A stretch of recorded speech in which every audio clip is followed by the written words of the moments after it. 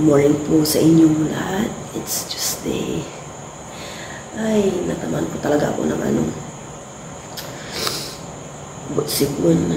Pang third day ko ngayon. Parang lumalala.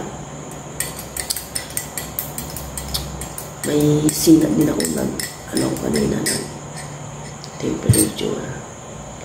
Bayan. Maga akong nagising. Mga 3:40. Nag-hot water na ako kanina. Then ngayon, 5:05 na po ng umaga. Nagsalang na po ako ng sinaing. Tapos mamaya, i-ano ko yung corned beef, igigisa ko. Kape po tayo.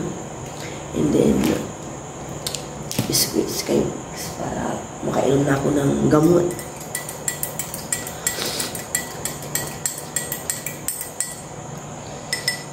Maradong-marado yung inom ko.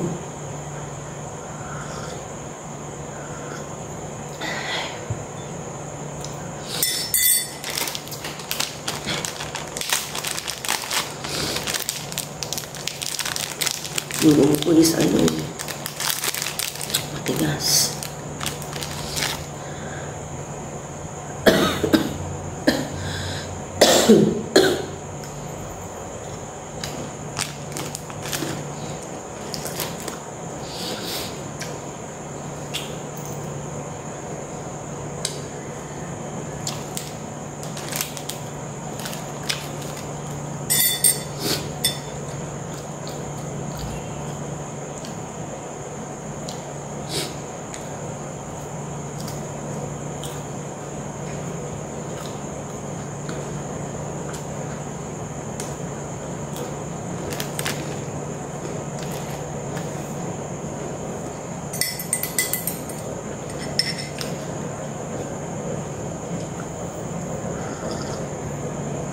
Ito na po yung corned beef.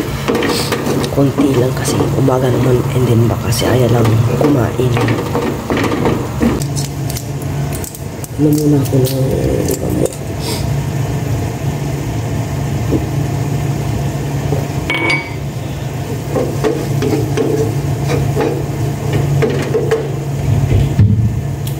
Okay na yan. Nagpas na po kami ni Aya. Opo. Si Aya lang po yung nalililig ako kasi talagang masama yung aking pakiramdam. And then si Aya ang maghatid po sa kanya naman yung aking kapatid. Sige. Breakfast po tayo lahat. Samahan po kami ni Aya. Pero pray na po si Aya. Lord, maraming po salamat sa breakfast po namin. Paano ba niyo po ako sa pag-aaral? Paano ba niyo po si Mama at si Papa na malay po sa sakit? Yun na po, amen. Thank you, Tanya. Thank you po, Ma.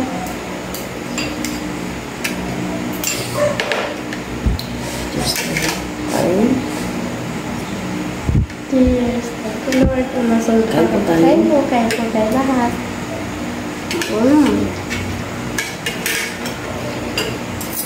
Kanina po bago kami maligin Aya, kumuha kami ng Oregano. Binabad ko po sa hot water.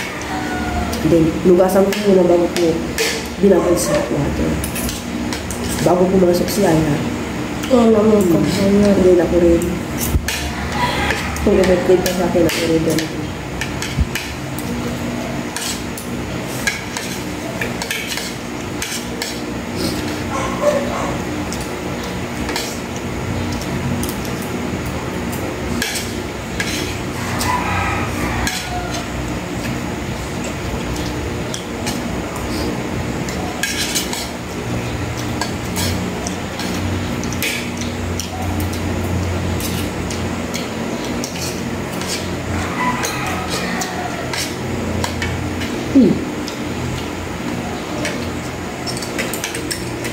May po yung pinunta ko sa amin ni Aya. Pinaghalo ko.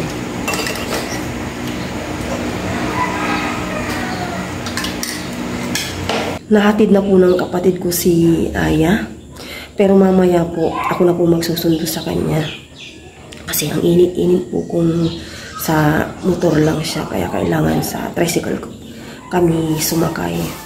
ako na lang po magsusundo. And then ngayon, maglalaba po ako ng aking binabad kahapon. Kailan ko na po siyang labahan. Kaya ko pa naman maglaba, kakayanin. Kasi nakababad ko kahapon, hindi ko naman ine-expect na sasama yung ano ko ngayon pakiramdam. Kaya lalabahan ko po siya. Mainit na po, grabe yung pawis ko.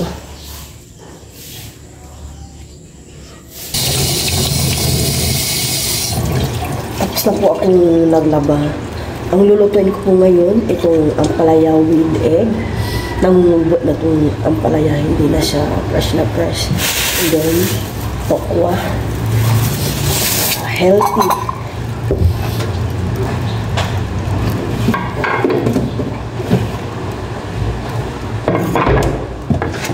Nakapag-move na po ako ng warm water with salt.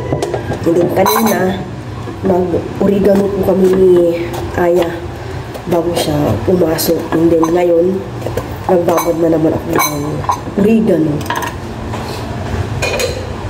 Ito, binabad ko muna siya sa hot water. Mamaya, pigaan ko. Yung kay Aya, mamaya na pag malapit na siyang umuwi, bababad ko din siya sa hot water bago ko pigaan. Hinugasan ko yung naigi kanina. Ewan ko ba, natamaan din ako.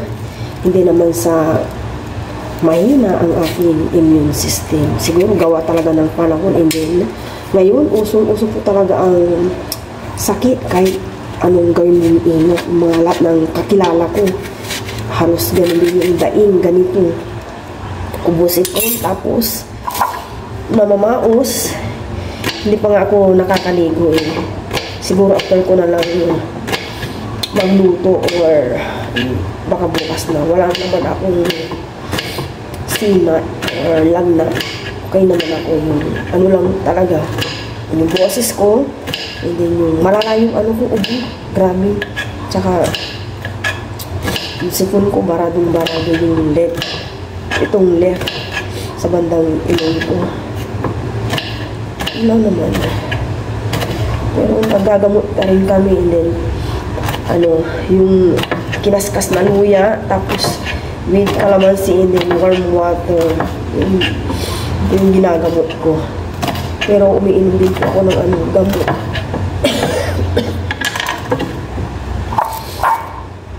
Pero hindi lagi yung gamot kasi alam nyo na, ma-overdose. Pag uwi po ni Aya mamayang lunch, painumin ko po siya ulit ng oregano. Kasi yung para sa ubo niya is isang na lang yun, inuman mamayang 5 PM siguro.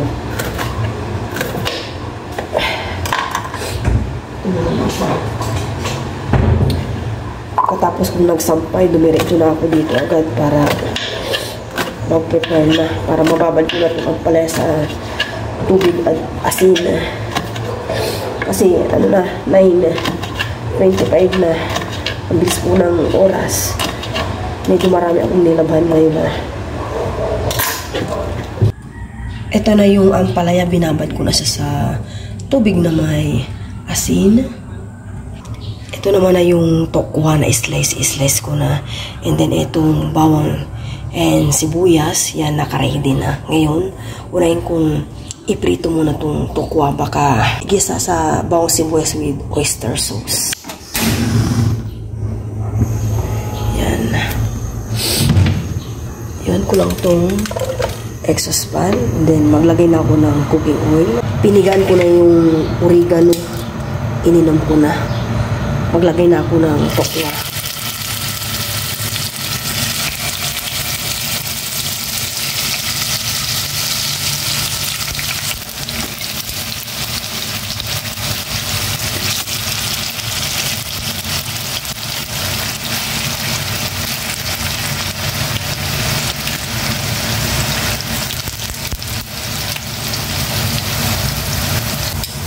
Balik pa rin ko na.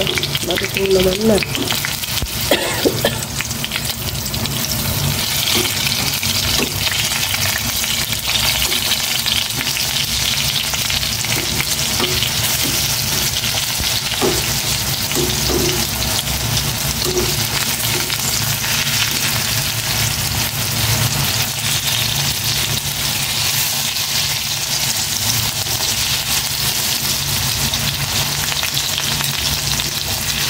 na brown.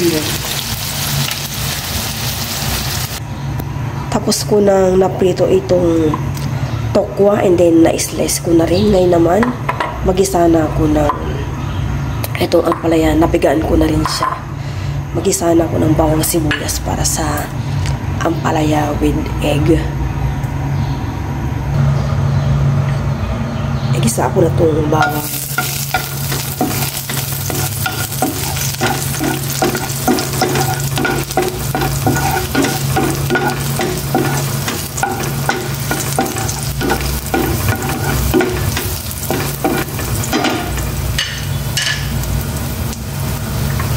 Maglagay na rin ako ng sibuyas. Pinapin ko para sa tukwa yung iba mamaya.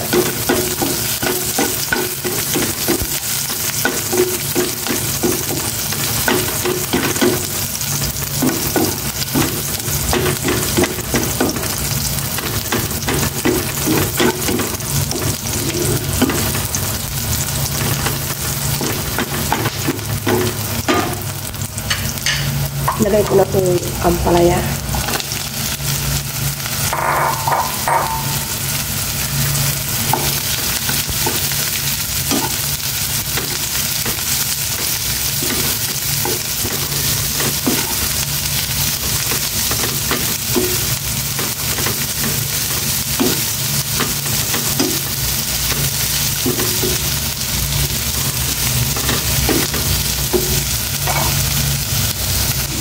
I-prepare ko naman itong egg.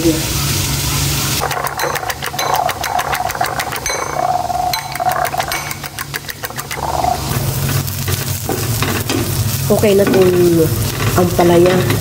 Lalagay ko na itong itlog.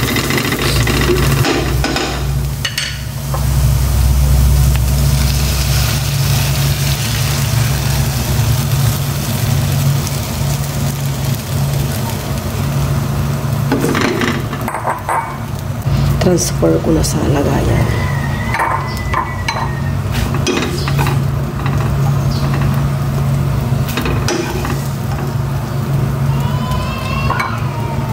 Dito na muna. Gisa na ako ng bawang para sa tokwa naman. Last na lulutuin ko.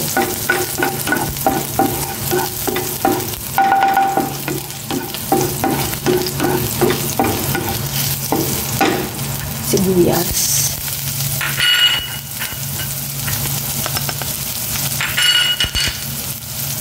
Maiwan na.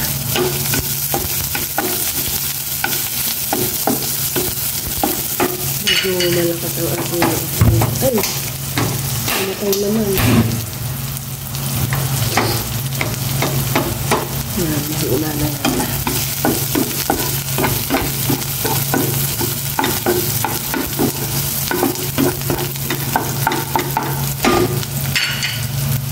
Lagay ko na ito yung tokwa para mag-isa.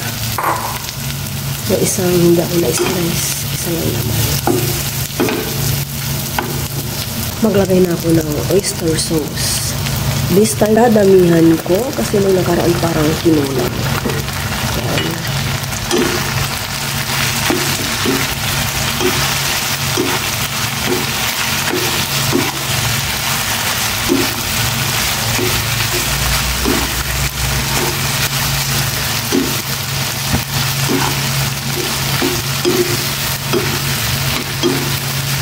Yan, okay na yung aking tokwa. Naka-off na. Maya-maya transfer ko na. Ito na yung aming ulam sa lunch na masustansya. Nakaligo na po ako. Naghihintay na lang ako ng oras para sunduin po si Aya. Lunchtime na po namin ni Aya dyan. At dahil nakaganyan po yung damit po ni Aya kasi po wala po siyang pasok ng hapon. Dahil po sa kanilang school banda, 3 AM po ng madaling araw, nawalan po ng ilaw and then may pumutok po. Tapos hindi pa po naayos kaya afternoon wala po silang pasok. Yan na po yung aming lunch. And then, ang nag-pray po dyan si Aya. Talagang kailangan ko ng palitan ang aming cellphone ata. Nawala naman po siya ng original sounds. Nagpapapalit na talaga ang aking cellphone. Pero bago pa to ito pa yung binigay po ni Papa Ryan, yung pinauwi niya sa aking kapatid nung last December. Yan, kakain na po kami dyan at nagustuhan naman po ni Aya yung aming ulam na ampalaya with egg and then yung ginisang tokwa with bawang sibuyas and then syempre with oyster sauce ang nagpapasarap. Nahintay pa namin dyan si Papa Ryan habang kami kumakain. Dahil wala pong pasok si Aya, tuwang-tuwa po siya dyan. Makakatulog na naman po siya ng tanghali. And then, kasama ko po siyang matutulog ng tanghali after po namin kumain dyan at nakapahindag na. Bukas naman po may pasok po siya. Ngayong araw lang po ito kasi umaga pa lang daw, talagang wala ng ilaw and then nainitan po si Aya. Kung alam ko lang na walang ilaw sa kanilang school, pinuntan ko sana siya at dinala yung kanyang rechargeable na electric fan. Kasi syempre kanina, umaga pa lang, mga 8 na, ang init na po. Ang dami-dami po nila sa school. Yung hawak po namin yan, patikim ng aking nanay, lumpiang Shanghai, inabot kay Aya, tig-isa kami. Patikim lang kasi birthday ng aking pamangkin na si Kiara. 3 years old niya po. Ngayon, mamaya pupunta kami kila nanay ko para makikain ng spaghetti at mga handang iba pa. Ay, naku, grabe po talaga yung aking boses. Naway, gumaling na po ako. Lalong-lalo po si Aya dahil malapit-lapit na po kami makapunta sa Taiwan, alam nyo na. Kaya sabi ko kay Aya, magpagaling na po siya. Kaming dalawa pala magpagaling na. Malapit-lapit na po. Abangan nyo po kami ni Aya kay Papa Ryan.